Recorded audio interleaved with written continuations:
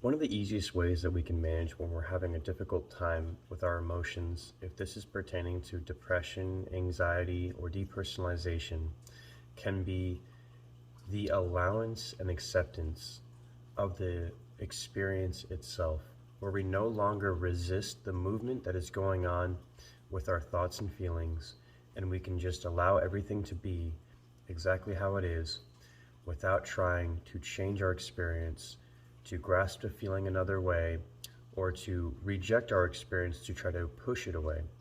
All of the ways that we can act in resistance to the current present moment reinforces the things that we are trying to push away or grasp onto.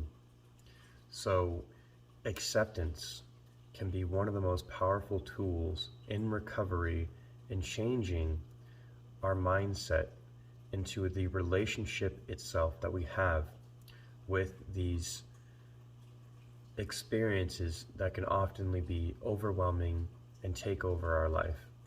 And real quick, if you guys do enjoy the video and like our content, please leave a like, comment, and subscribe for more videos and to let us know your thoughts, because we're always interested in hearing what people are wanting to learn about or us to discuss. So let us know. Acceptance itself means feeling everything fully, letting the experience be exactly how it is, and just allowing yourself to sit through it with no added tension or stress. It's not comfortable and it doesn't always feel good, but the most important thing is that we are not adding any fuel to the fire, if that makes sense. Because for the longest time, when I had my own anxiety issues, the biggest struggle I had was this fear of fear cycle. It was always the controlling and managing of these emotions and the avoiding of trying to be overwhelmed.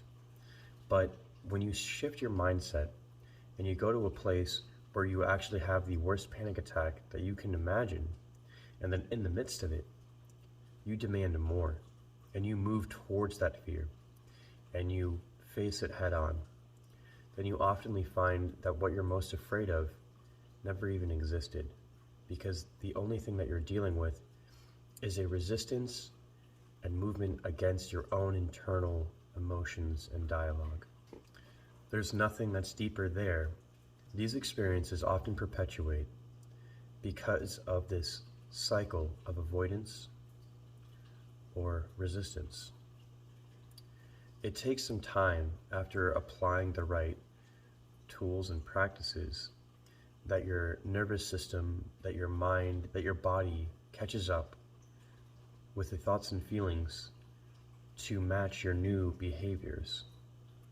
But over time, practicing and implementing these strategies, tools, and practices, it will reset how your mind is functioning with these movements, with these challenges, and eventually you will have a much lower baseline of anxiety or depression, depersonalization, what have you.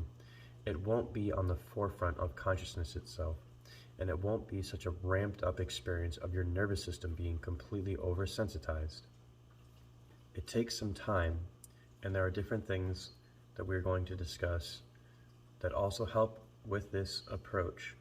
But just know that when you allow yourself to have an experience exactly how it is, and you add no resistance, you feel everything fully, you don't do anything to run away from your experience, and you just let it be. When you don't add anything else to the experience, and you just become an awareness of the experience, you're no longer the participant, but these become something that is just a small part of your total present moment experience. Even though it still feels overwhelming and it's difficult to not tune into it, bringing it in close, like you would treat your own close friend, your own child, whatever it might be, you almost carry it with you with compassion, with tenderness, with love. You meet those experiences with this attitude, with this openness, and with this vulnerability. Because in the end, these experiences themselves are our own mind that is either trying to protect us or come to us for some kind of resolvement. Some people might say, hey, well, these experiences are actually the result of a chemical imbalance, and I can't change the way my brain chemistry is. Well, in my experience, being somebody that went through all those challenges and being on heavy doses of medications in my teens and early 20s, and the transition with cognitive behavioral therapy, mindfulness, and other holistic approaches, and being able to completely cure myself of all those challenges, I found that the answer for myself and for many others that I've spoken to and know of to be quite different. That these experiences themselves aren't always just the result of a chemical imbalance, and you don't always need to over-medicate yourself for the rest of your life to deal with it, when we have more choice in the situation than we might originally think. Without going heavily into detail, I will say that there is a doctor named Dr. David Burns who worked with a lot of different patients, and he's written books about feel good and some other literature pertaining to anxiety and depression. And he talks in his literature about the chemical imbalance theory being practiced in medical school, but that it's still a theory in and of itself. Nothing is proven. And so it's oftenly in these medical establishments where people get a little brief training in psychiatry that they're told about this. And that becomes the major narrative of society as a whole, that the mindset around these type of experiences is the result of a chemical imbalance that needs medication to be fixed and is a lifelong disorder.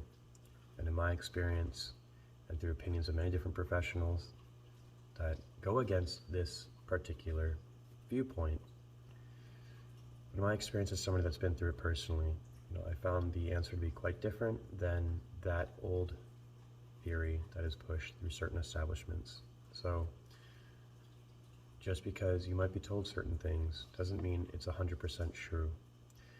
And in anything in life, we should go to question all of our beliefs and assertions to find what really is going on here and what really is absolutely true. Because as long as we're bound by the stagnation of our old beliefs and views and perspectives, if we're not able to go a little deeper, then we're always going to be holding ourselves back from our own self-imposed limitations. So it is just something to think about, and hope it finds you all well.